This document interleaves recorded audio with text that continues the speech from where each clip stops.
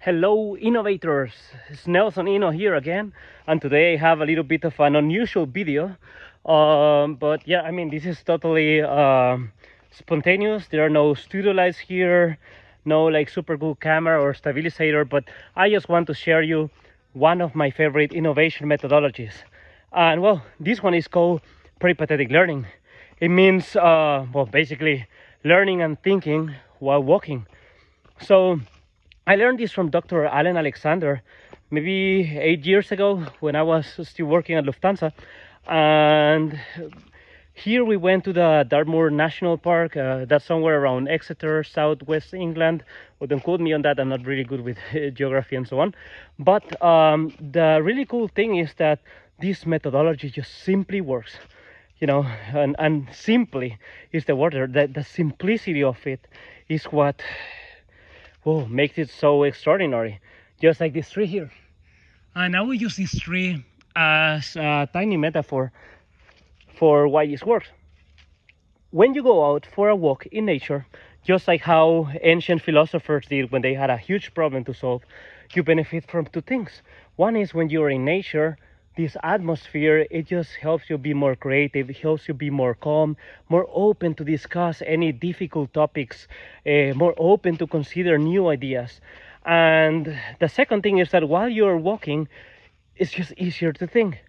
Whenever you have a problem, I don't care how big it is, there must be some sort of walk with some sort of length that is going to inspire you with a solution. At least I believe it. So if you don't believe it, then go for a walk. But if you believe me a tiny bit, at least go and try it out. Now, if you want to know how to do this, the first thing is, one, you need to have a purpose. So there needs to be a reason of why do the walk. I mean, if you want to just go out and walk for fun, please do. It's super cool. But if you just want to do this for work, because maybe one, you have like a big challenge or problem to solve, or two, some strategy to discuss with your team, or three, maybe you have maybe you just have like some sort of human related problem going on within the relationships of a few employees, like something around culture, then that's a good reason for doing the walk. Number two, you need to decide where to do the walk. In this case, I decided for here, this beautiful forest, because it happens to be around 5 minutes walking from my house. I'm like 40 minutes into the walk. And and part of number two is selecting where you're going to do the walk. You need to know the path. That is important for what I'm going to explain in step number 3, which is around designing the walk itself. Yeah, there's like obviously an element of designing the methodology, right? That's what I will explain it to you.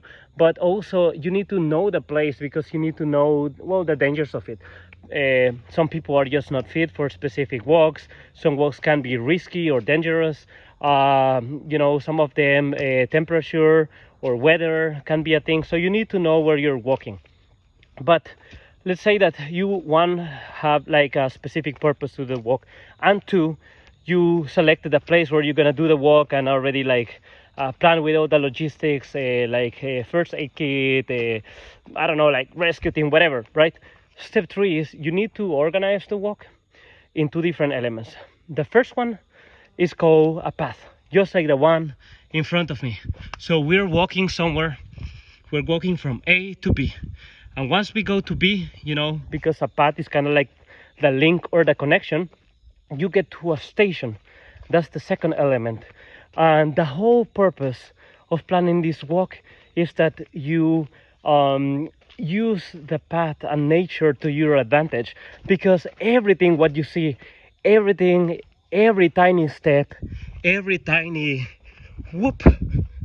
jump, it just happens, that's by the way not planned, that just happens to be an advantage to you. So stations are the places where you can just stop. Maybe there's a beautiful majestic tree, and maybe the branches explain something that you're working on, or maybe there's like this breathtaking view, or this beautiful lake, or anything, right, where you can come and stop. And the stations are cool because you can conclude on things, you can give some theory, you can explain a metaphor, you can gather ideas from the team, and they also have the obvious functionality. You can use stations to, well, to do a bio break. So if someone needs to go to the bathroom or to eat or to just sit down and, well, gather a little bit of energy back.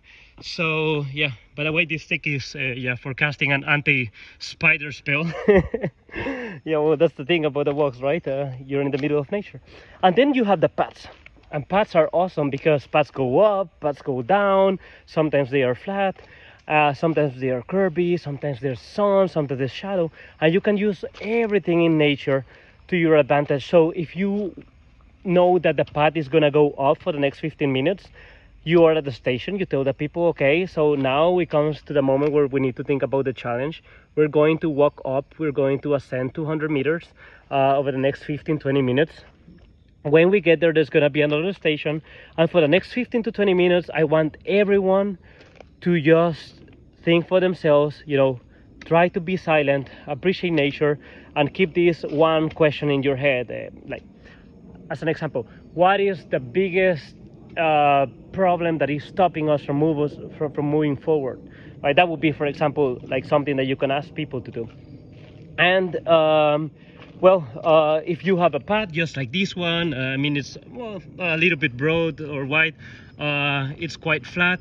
You could, for example, use a space like this to ask people to go in pairs and discuss something, you know, maybe discuss a key question or discuss a key problem, whatever. But the thing is that it doesn't matter where you are. I'm just sure that there is going to be some sort of combination of cool stations and cool paths to take. And if you know them and you plan them, believe me, nature and the walk are going to do everything for you. It's like, you know, there are not many like tips and tricks or cheats in life, especially specifically for innovation, but peripatetic learning really feels like cheating. It's just excellent. It just works.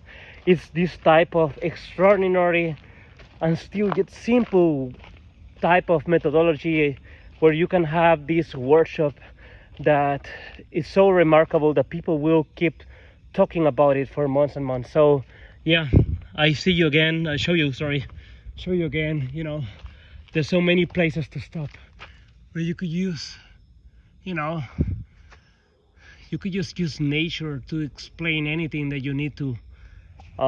It's so full of metaphors. It's so full of things that you should see and talk about, that there is, well, you will have no problem, I tell you, you will have no problem in linking anything that's happening in your business or your team or your life, if you want to use it for personal purposes, to the walk itself. So again, my name is Nelson Inno. If you listen this far, well, please do let me know. Yeah, who knows, maybe one day we do a peripatetic learning walk together. Thank you again, Dr. Allen.